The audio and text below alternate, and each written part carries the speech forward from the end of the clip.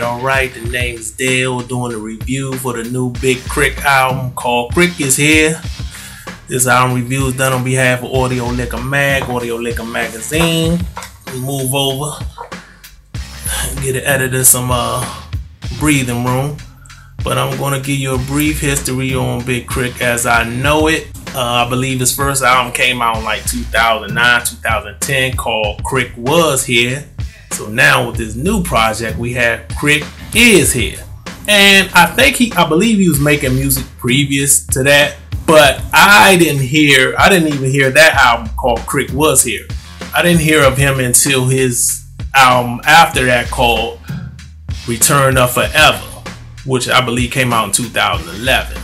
And he's been putting in work for the last 9 to 10 years or however so he's been in the business. He has like 7 albums, about 5 EPs, 10 mixtapes. To me, he's very underrated. I think he's one of the leaders of the now school. I say now school because he's not a new artist.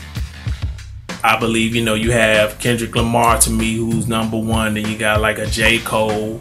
Then at 3 or 4 is between, it goes back and forth with Rhapsody and Big K.R.I.T to me. I think they are the 4 top music makers in hip hop within the last 10 years. I'm not including vets from the 90s and early 2000s or mid 2000s who are still putting out good music. And when I think of who's the top people in hip hop right now, as far as those 4 go, I'm thinking who's consistently putting out good albums, solid projects. Record sales and popularity and fame is like secondary to me. Maybe not even secondary, might be even more down the list. To me, it's about making a good project and your body of work. So that's my criteria. But anyway, I think his last 2 albums are his best work so far. He's getting better.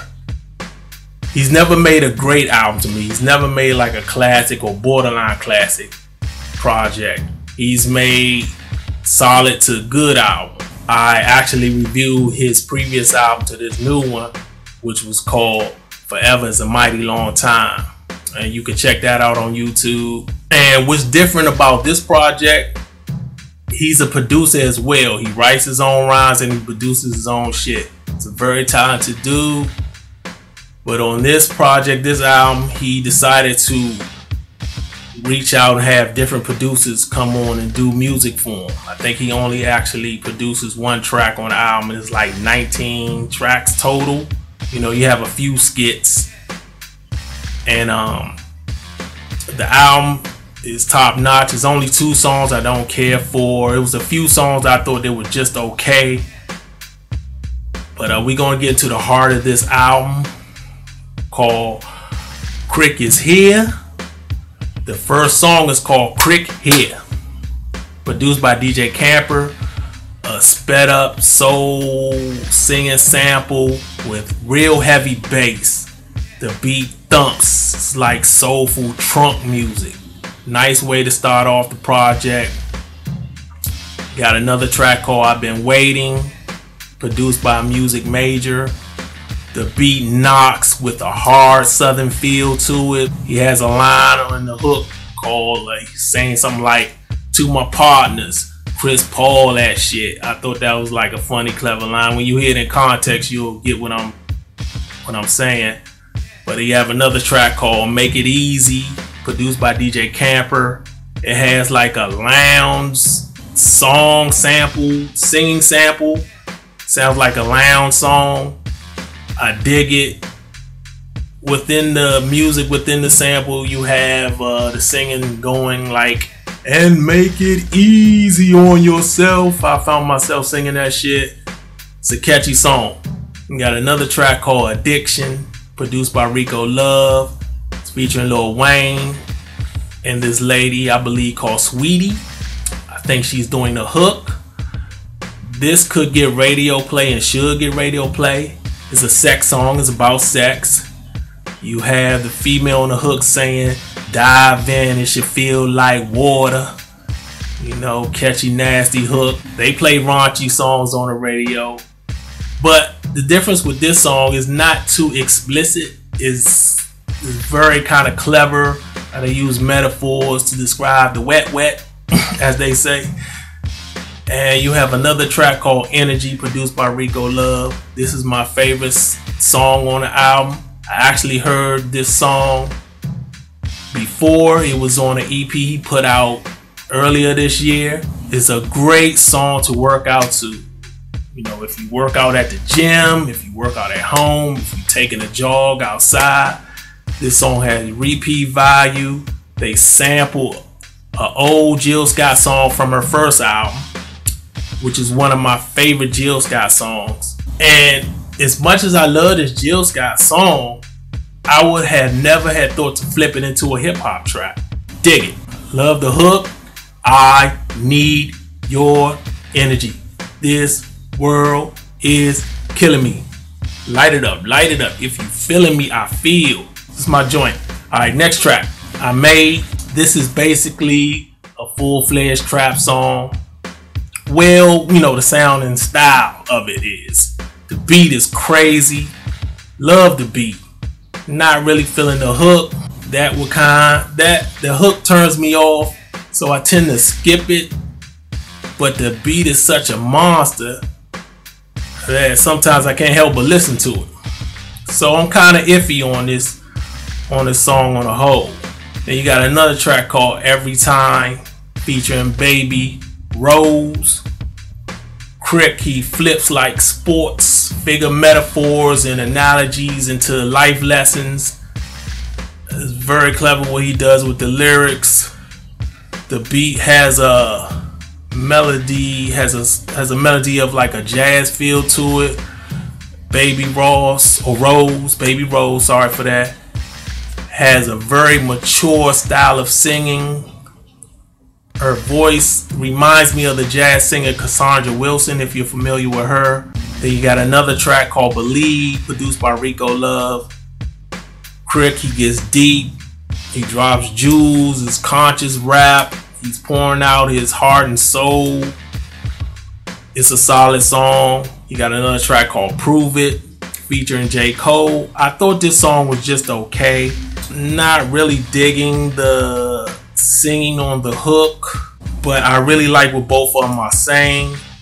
I'm probably going to be in the minority as far as thinking this is just an okay song. I'm sure people who hear this album is going to think more highly of this track than I do. But moving on, we have another track called Family Matters. The beat is kind of simple, more drums driven, not that much music, but the rhymes are on point. You have another track called Blue Flame Ballet. It's a slow, funky strip club joint. You got singing on the hook. Be saying, I saw ballet at the strip club. It sounds like a throwback Tila song. If you're familiar with Tila, it sounds like some Suave House music, like some old 8-ball MJG shit. I dig it. It's a different type of strip club joint. And you got another track called Learn from Texas, produced by DJ Khalil. A funky love song dedicated to Texas hip hop culture, or just Texas culture in general. Even though KRIT, he's from Mississippi, this song is more of a dedication to UGK, DJ Screw, those type of folks. I guess him being from Mississippi, he was heavily influenced by dudes that rap from Texas. It's rare that you hear somebody who's from another part of the country making a song dedicated to another part of the map as if they was from there. So it's unique in that aspect. And you got another track called Outer Space. The sound represents the title of the song, heavy bass. Then you have another track, which is the last track, called Mississippi. It has a heavy like ragtime cotton club swing jazz sound. It has horn, stand-up bass. It got the snaps.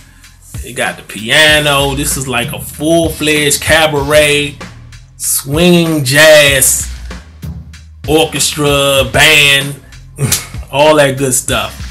It's the longest song on the album, which is very fitting because it's the last track on the album. This album on the whole is like a collection of different songs with different sounds and different styles. It goes in so many different directions, but it still works as a whole. It feels all over the place on purpose, and that's very unusual.